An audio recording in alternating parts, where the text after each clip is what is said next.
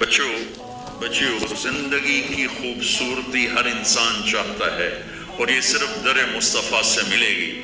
ایک اچھا بیٹا، پہلی شکل ہے اچھا بیٹا، اور میرا نبی کہہ رہا ہے کاش میرے ماں باپ زندہ ہوتے، اور نہیں تو میری ماں زندہ ہوتی تو تم دیکھتے میں کیا کرتا۔ میں عشاء کی نماز کے مصلی پہ ہوتا اور میں سورۃ فاتحہ پڑھ رہا ہوتا، اور ادھر سے میرے گھر سے میری ماں مجھے کہتی محمد، تو میں ماں کے لیے نماز توڑ دیتا۔ میں ماں کے لیے نماز توڑ دیتا۔ اور میرے نبی سے پوچھا گیا یا رسول اللہ قیامت کب آئے گی؟ یہ بچیاں غور سے سنیں، سارے سنوں پر یہ خاص طور سے سنیں۔ آپ نے کہا اللہ کو پتہ ہے۔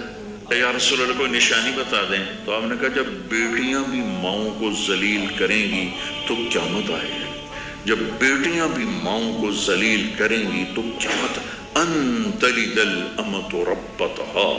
جب ماں کے ساتھ بیٹیاں نوکر جیسا سلوک کریں گی، نوکرانی جیسا سلوک کریں گی، تو قیامت کے نکارے پہ چوٹ پڑ کے رہے گی۔ یہ نہیں کہا جب کفر پھیل جائے اور جب اسلام مٹ جائے گا، حالانکہ قیامت تو اس وقت آئے گی جب دنیا میں ایک مسلمان باقی نہیں رہے گا۔ یہ واقعہ کی سنگینی کو بتانے کے لیے فرمایا جب ماؤں کو ذلیل کیا جائے گا قیامت آ جائے گی۔ میرے نبی نے فرمایا عمر تیرے دور میں ایک شخص آئے گا اویس، اس کا قبیلہ ہوگا مراد، آگے سب کاسٹ ہوگی قرن، اویس بن عامر۔ اسے دعا کروانا، وہ کالے رنگ کا ہوگا، چھوٹے قد کا ہوگا، اور اس سے دعا کروانا، دعا تو بھی کروانا، علی تو بھی کروانا، علی اور عمر اویس ان کے لیے دعا کریں۔ انہوں نے پوچھا کیوں؟ کہ اس نے ماں کی خدمت کر کے اللہ کو اتنا راضی کر دیا ہے، جب وہ ہاتھ اٹھاتا اللہ خالی نہیں لوٹاتا۔ اللہ کی قسم عمر و علی کو اویس کی دعا کی ضرورت نہیں تھی۔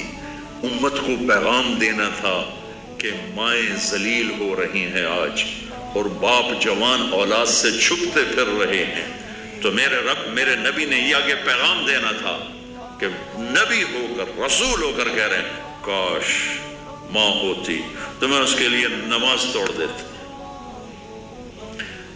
آپ کو 8 عورتوں نے دودھ پلایا والدہ سمیت، ان میں ایک ام ایمن بھی ہیں، آپ کے والد کی باندھی۔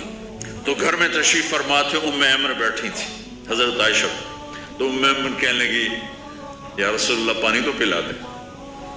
تو اللہ کا نبی ایک دم اٹھے تو حضرت عائشہ ناراض ہو گئی، ام ایمن اللہ کا رسول کو کہتی پانی پلا، تو اور کیا نہ کہوں میرا بیٹا ہے میں نے دودھ پلایا۔ تو حضرت میرے نبی نے کہا ہاں ہاں عائشہ یہ میری ماں ہے، اس کا میں نے دودھ پیا ہے۔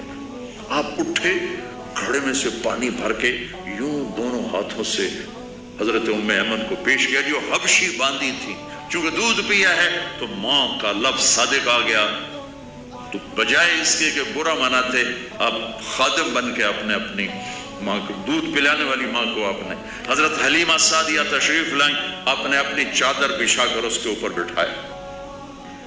ہمیں پیغام دینا تھا، آنے والے زمانوں میں یہ ہونا تھا۔ سبحان اللہ۔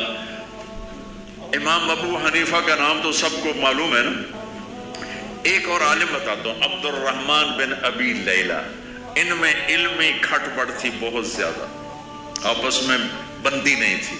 تو ابو حنیفہ جیسی ہستی جن کے کروڑوں فالوور آج ہیں، ان کی ماں کہتی نعمان یہ مسئلہ ہے جا کے عبد الرحمن سے پوچھ کے آ۔